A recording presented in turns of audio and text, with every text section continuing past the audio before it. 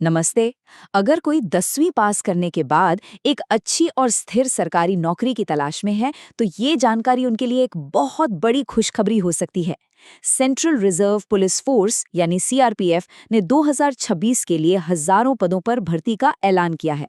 तो चलिए इस सुनहरे मौके को जरा विस्तार से समझते हैं। तो सवाल यह है कि ये मौका आखिर कितना बड़ा है। चलिए सीधे सबसे ज़रूरी खबर से ही शुरू करते हैं और देखते हैं कि ये भर्ती अपने आप में इतनी खास क्यों है। देखिए, ये कोई छोटी मोटी भर्ती नहीं है। कुल मिलाकर 9,195 पद हैं और ये सारे पद कांस्टेबल लेवल पर टेक्निकल और ट्रेड्समैन के हैं। मतलब 10वीं पास कर चुके युवाओं के लिए ये एक बहुत बड़ा दरवाजा खुल गया है। लेकिन सबसे दिलचस्प सवाल तो ये है कि इन पदों के लिए अप्लाई कौन कर सकता है। तो ठीक है, वैकेंसी तो बहुत है, पर सबसे पहला सवाल मन में यही आता है कि इन पदों के लिए योग्यता क्या चाहिए। किसी भी फॉर्म को भरने से पहले इन शर्तों को जानना बेहद ज़रूरी है। तो चलिए सबसे पहले उम्र और पढ़ाई लिखाई से जुड़ी शर्तों को समझ लेते हैं। अच्छा, उम्र की बात करें तो इसे ज़रा ध्यान से समझना होगा, क्योंकि यहाँ दो अलग अलग कैटेगरीज हैं। जो लोग ड्राइवर पद के लिए अप्लाई करना चाहते हैं, उनकी उम्र 21 से 27 साल के बीच होनी चाहिए। वहीं बाकी सभी पदों के लिए उम्र 18 से 23 साल रखी गई है। हाँ, सरकारी नियमों के हिसाब से जो आरक्षित वर्ग हैं, उन्हें उम्र में छूट भी मिलेगी। और शायद सबसे अच्छी बात यह है कि कम से कम जो पढ़ाई चाहिए वो है सिर्फ 10वीं पास। इसका सीधा मतलब यह है कि देश के लाखों नौजवान इन पदों के लिए सीधे सीधे योग्य हो जाते हैं। लेकिन हाँ, एक बात का ध्यान रखना जरूरी है, क्योंकि ये टेक्निकल और ट्रेड्समैन के पद हैं, तो कुछ पोस्ट्स के लिए 10वीं पास के अलावा भी कुछ चीजें चाहिए होंगी।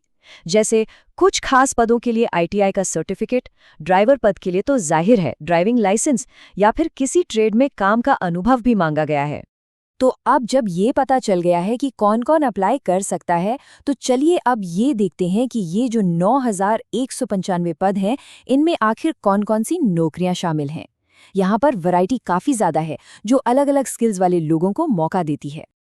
ये देखें तो साफ पता चलता है कि सबसे ज्यादा वैकेंसीज कहाँ हैं। नंबर 1 पर है ड्राइवर का पद, जिसके लिए 3,176 पोस्ट्स हैं।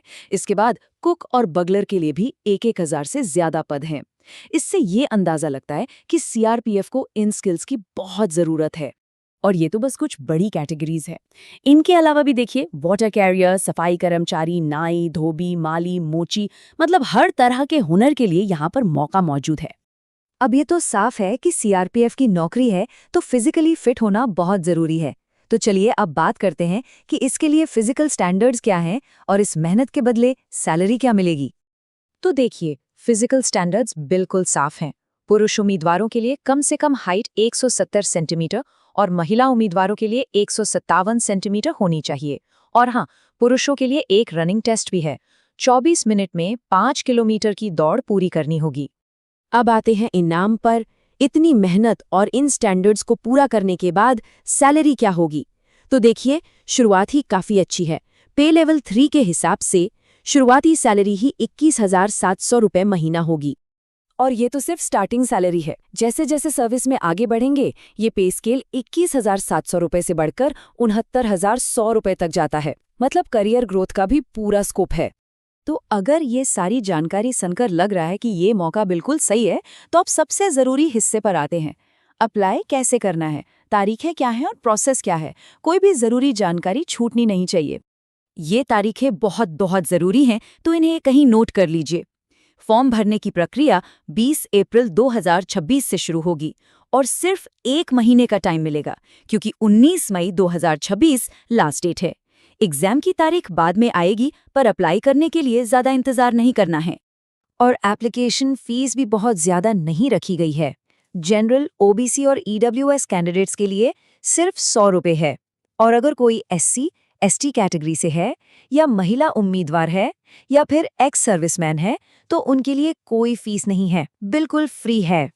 और एक सबसे ज़रूरी बात, अप्लाई करने के लिए कहीं और नहीं जाना है। सिर्फ और सिर्फ सीआरपीएफ की जो ऑफिशियल वेबसाइट है rec.crpf.government.in, उसी पर जाकर अप्लाई करना है। ये बहुत ज़रूरी है। तो ये है पूरी जानकारी। हजारों की संख्या में पद हैं, योग्यता भी बहुत बेसिक है और सैलरी भी अच्छी है। तो अब सोचने वाली बात यही है कि क्या ये किसी के भविष्य का अगला बड़ा कदम हो सकता है? ये मौका वाकई में बहुत कुछ बदल सकता है।